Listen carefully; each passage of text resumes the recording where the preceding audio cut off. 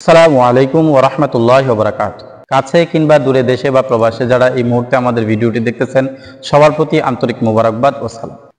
আশা করি সবাই ভালো আছেন, সুস্থ আছেন। ভবিষ্যতে অদূর ভবিষ্যতে সব সময় ভালো থাকবেন, সুস্থ থাকবেন। আজকে যেই মাসালাটি নিয়ে আসছি সেই মাসালাটা অবশ্যই আপনারা থাম্বনেল দেখে বুঝতে পেরেছেন যে আজকে কোন মাসালাটি নিয়ে আমরা আলোচনা করব। আমরা পুরুষেরা বিবাহ করার সময় যেই অর্থ করি অথবা সোনা রূপা এগুলি দিয়ে থাকি স্ত্রীকে, অর্থাৎ আপনি যদি অলঙ্কারাদি দিয়ে থাকেন আপনার স্ত্রীকে বিবাহের সময়, তাহলে সেই অলঙ্কারাদি মোহর হিসেবে গণ্য হবে কিনা, এখানে এই বিষয়টি আমরা জানার চেষ্টা করব। বিবাহের সময় যে অলঙ্কার দেওয়া হয় তা মোহর হিসেবে ধরার হুকুম কি, এই মাসালাটা আমরা অবশ্যই 3টি কিতাবের রেফারেন্সে জানার চেষ্টা করব।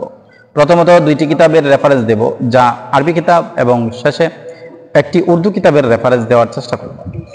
এই ব্যাপারে মাসআলাটা স্পষ্ট আসছে যে বিবাহের সময় প্রদেয় অলঙ্কার মোহর হিসেবে দিলে তা মোহরের অন্তর্ভুক্ত হবে, তবে দেওয়ার সময় মোহর কথাটি উল্লেখ করা উত্তম।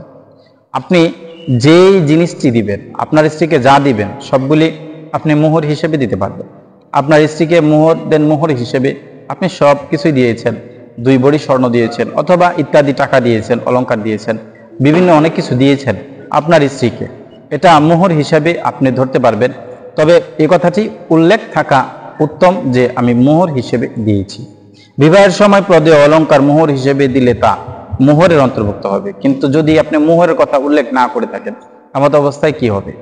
মোহরের কথা যদি উল্লেখ না থাকে এমত অবস্থায়, কিন্তু মোহরের কথা উল্লেখ নাই এমত অবস্থায় এটি মোহর হবে না। যদি বলে থাকেন যে আমি মোহর হিসাবে এটি দিয়ে দিলাম, তাহলে অবশ্যই এটি উল্লেখ হয়ে গেছে, এমত অবস্থায় আপনি দিতে পারবেন। এমত অবস্থায় সেটি মোহরের অন্তর্ভুক্ত হবে, দেন মোহরের অন্তর্ভুক্তই হবে। এ ব্যাপারে আমরা 3টি কিতাবের রেফারেন্স দেওয়ার চেষ্টা করব।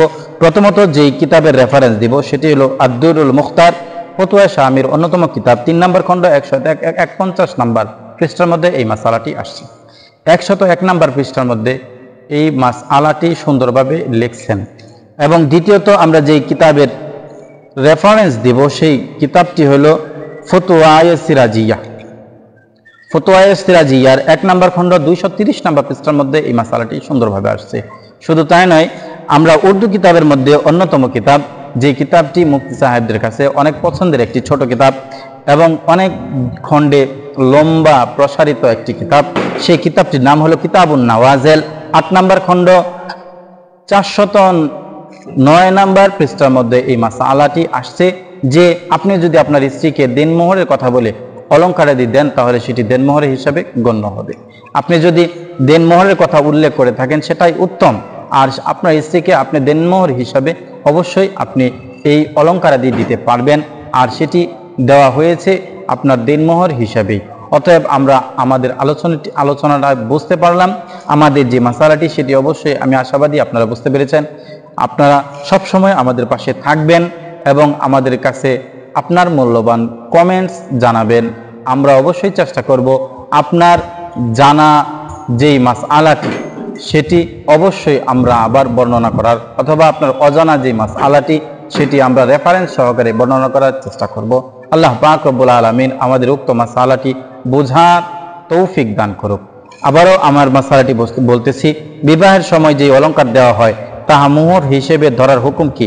বিবাহের সময় প্রদেয় অলঙ্কার মোহর হিসেবে দিলে তা মোহরের অন্তর্ভুক্ত হবে, তবে দেওয়ার সময় মোহরের কথা উল্লেখ করা উত্তম।